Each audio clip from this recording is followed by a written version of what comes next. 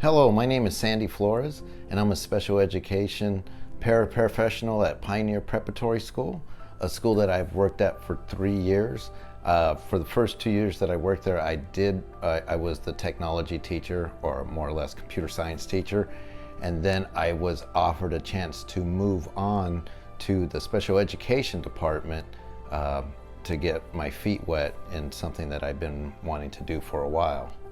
I believe the role of a special education teacher, it's one of being in the background, where you're there but not there.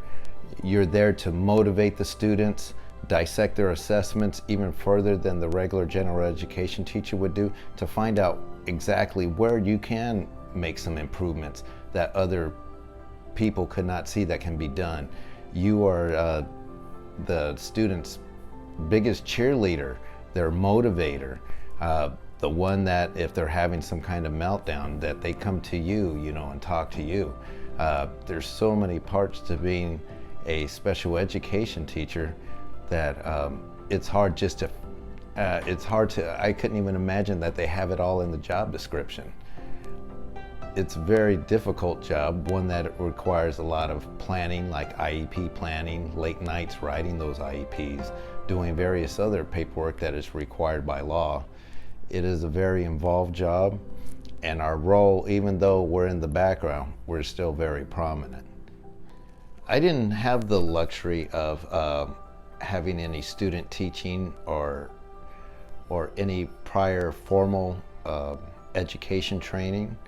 I was hired based on the strength of me being a long-term substitute a few different times at the school. So the two dispositions that I believe that really carried me through were honesty, by me saying what I mean to the students and expecting the same from them, and also fairness. Fairness, always carrying that with me, understanding that I treat every student the same, no matter what culture or diversity or race or whatever religion. I didn't even see that. I just saw a bunch of kids, and that helped me so much within my first year. And even though I was weak, in the first year, doing various things, because it's like a freight train hitting you. You don't expect it, but I was able to weather the storm and seek help and get it and become better at what I do. Personal biases in education are like roadblocks for a student. It's stopping their progress before it begins, just due to maybe you think a particular teacher thinks that a person of a certain color, or a child that maybe has an accent, or a kid who has a speech problem or have speech issues, thinking that they maybe cannot do anything else, or to deem them as maybe dumb to be able to do the regular work that the other kids do, instead of just noticing that they're all kids and they all can learn. And sometimes just because somebody has a speech issue doesn't mean that they have any other disabilities. It's just they're having issues with just the speech, nothing else. So those personal biases that they have can damage the trust that the families have with this particular teacher, because they will think that their kid's not going to get a fair shake.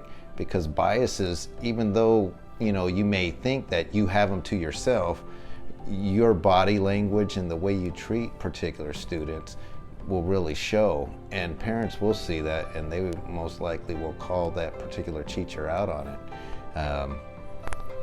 I hope to not have any biases in my teaching career. I am human, so who's to know? I just hope that if I do, that I have some type of rapport with a close colleague that can call me out on it and show me the right way to do things, or point out the error in what I'm doing.